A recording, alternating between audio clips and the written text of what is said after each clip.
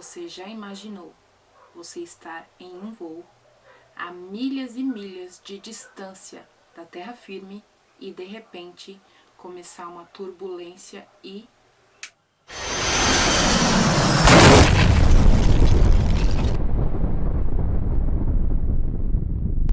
deu medo, hein, gente? O livro que eu vou comentar com vocês é daqueles de capa misteriosa. Espera aí que eu já mostro pra vocês.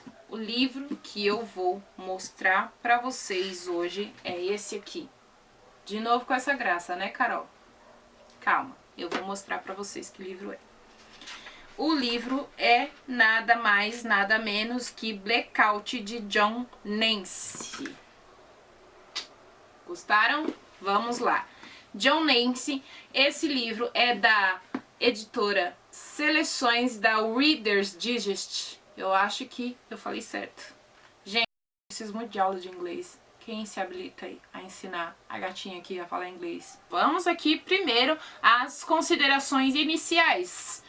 Eu preciso muito que, para que haja um bom crescimento aqui do canal, vocês cliquem aqui no botão de inscrever-se, não esqueça de ativar o sininho de notificação e também não esquece de deixar o seu like, porque isso é muito importante para nós, tá bom?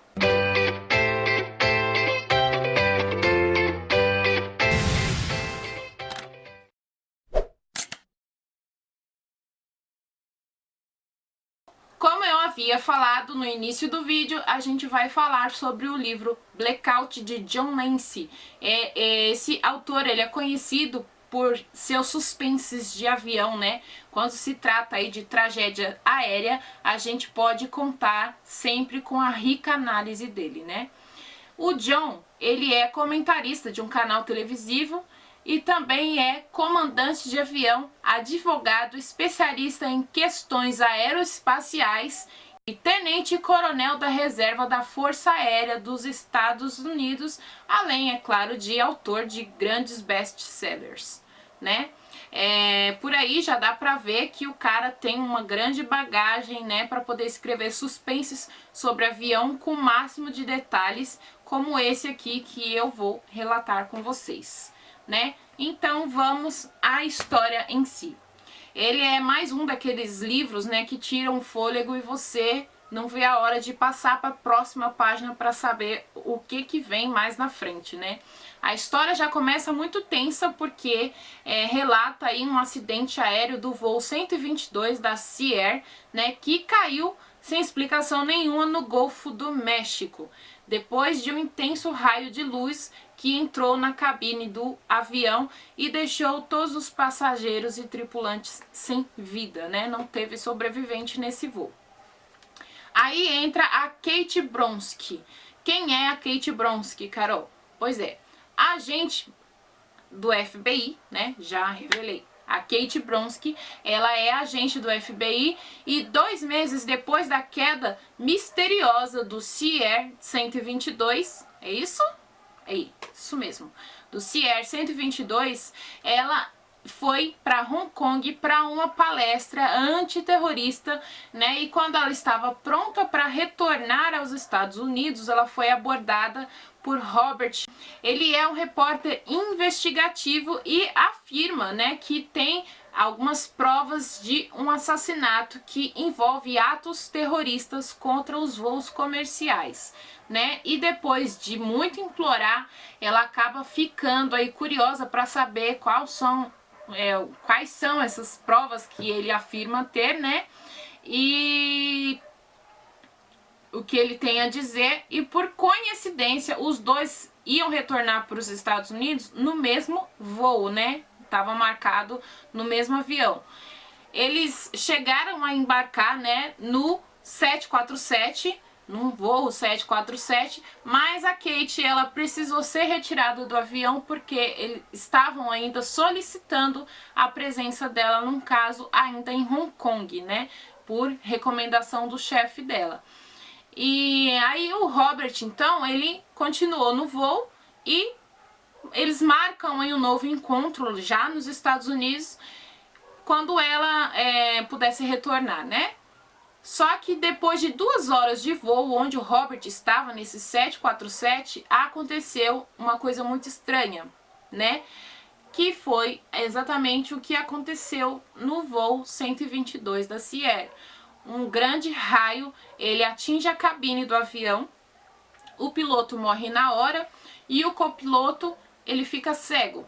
Não se sabe se temporariamente, mas ele ficou cego. Então não tinha ninguém controlando o avião, né?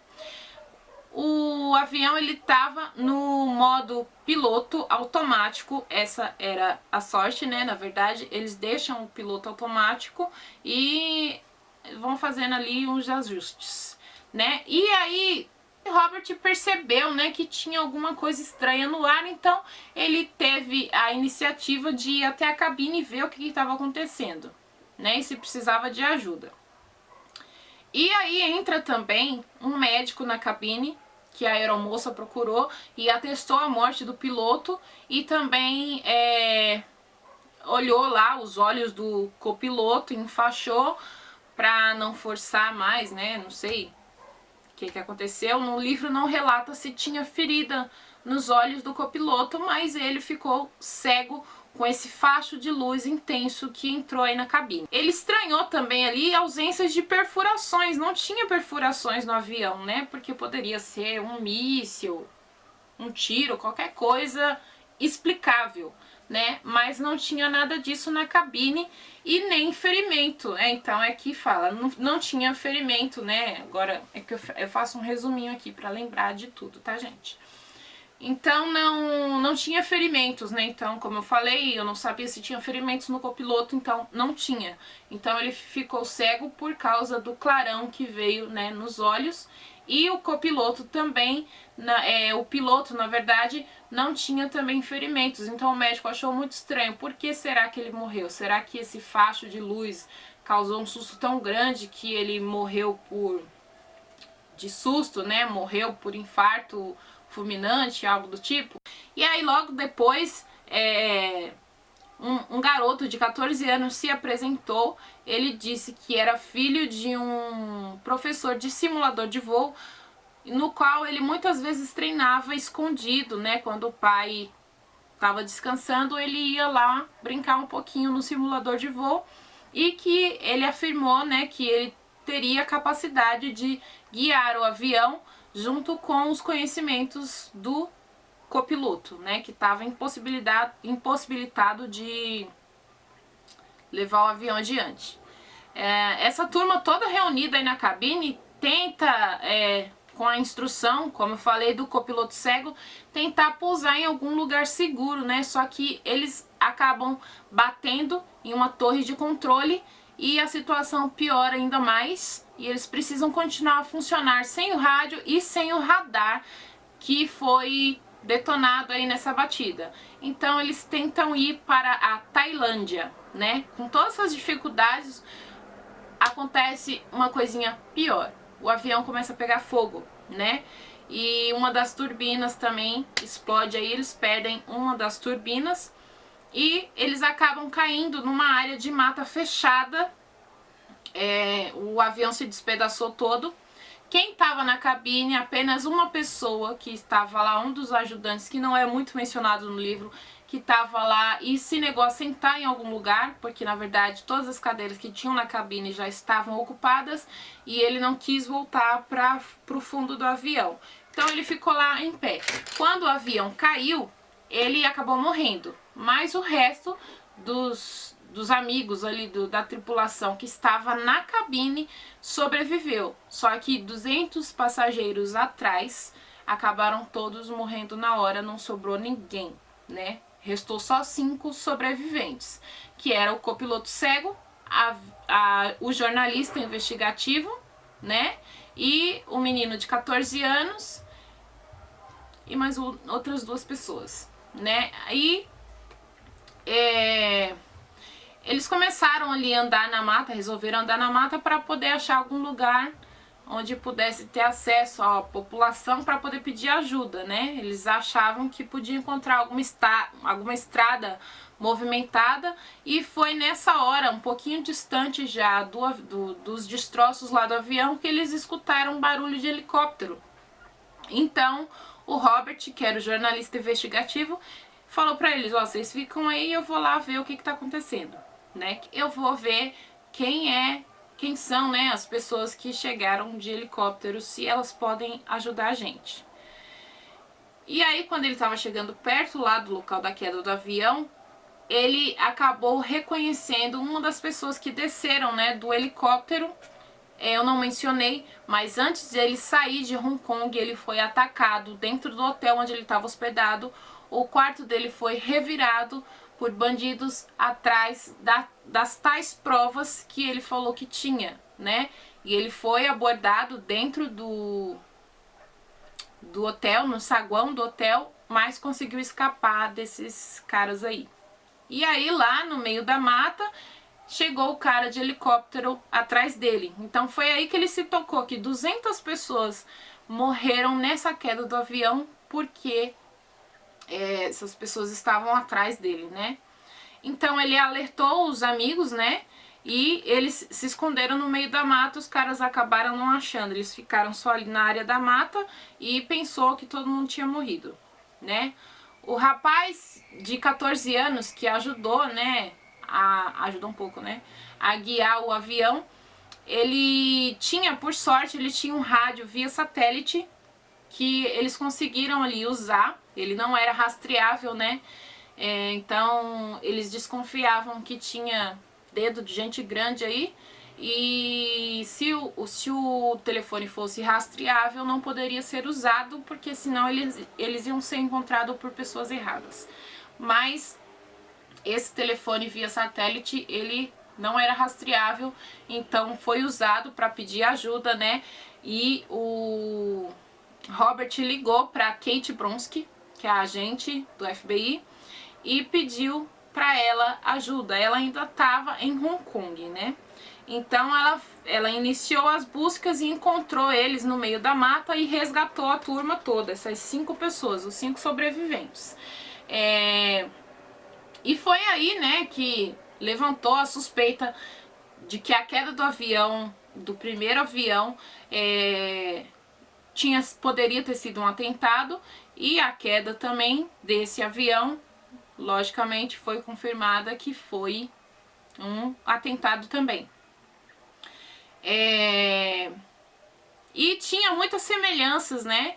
Depois que eles começaram aí a pensar um pouco mais, colocar tudo, os pingos nos is, eles começaram a ver semelhanças, porque saiu o resultado da investigação do 122 da CIER, e o piloto também, né, pelos áudios da caixa preta, o piloto também relatou que tinha visto um clarão, né, entrando na cabine. Voltando então aqui ao resgate na mata, assim que todo mundo embarcou no helicóptero, ouviu-se então um tiro, e o piloto do helicóptero de resgate, que foi lá resgatar os 5 sobreviventes, morreu. Então, o que tiveram que fazer? A Kate tinha alguns conhecimentos de voo e tomou ali à frente da direção do helicóptero e começou a pilotar o helicóptero. E quem atirou foram os caras que estavam atrás do jornalista, né? E ela tomou então, como eu falei, o controle do avião, e com muito custo, com muitas manobras perigosas, ela conseguiu derrubar o helicóptero do inimigo e conseguiu fugir. Então foi aí, com informações de um chegado dela lá do FBI, foi que ela descobriu que eles estavam lidando com um grupo terrorista chamado Nuremberg, né? Eles queriam eliminar o jornalista porque ele tinha provas, né, que nem mesmo ele sabia, porque essa prova já tinha sido repassado para ele de outra pessoa que foi assassinada também por causa dessa informação, né? E eles queriam a todo custo matar quem tivesse no meio do caminho deles, porque eles não podiam ser descobertos, né? Na verdade, o que eles não queriam que fosse descoberto? Eles tinham roubado uma arma secreta, que era um projeto do FBI, que era uma arma laser, que nos testes deu um problemão, deu muito errado. Então esse projeto foi paralisado, Só que alguns participantes roubou esse projeto e começou aí a usá-lo, né, fazer testes com ele. Então, o primeiro avião que caiu, na verdade, foi um teste que fizeram e um outro teste, né, que deu merda também. E aí eles, para não serem descobertos, para na verdade encobrir um erro, eles começaram a fazer outros erros, né? Tipo uma cagada montada na outra. Desculpa o palavreado, mas é isso, né, gente? A Kate e o Robert, eles fazem de tudo também para proteger os outros amigos sobreviventes, os outros 4 que sobreviveram, 5 com Robert, é claro, que sobreviveram aí à queda do avião lá na mata. E eles não sabiam realmente em quem eles podiam confiar, né? Porque o telefone da Kate estava sendo vistoriado. Na verdade, todas as ligações que ela fazia, o FBI ouvia, a pessoa infiltrada no FBI ouvia.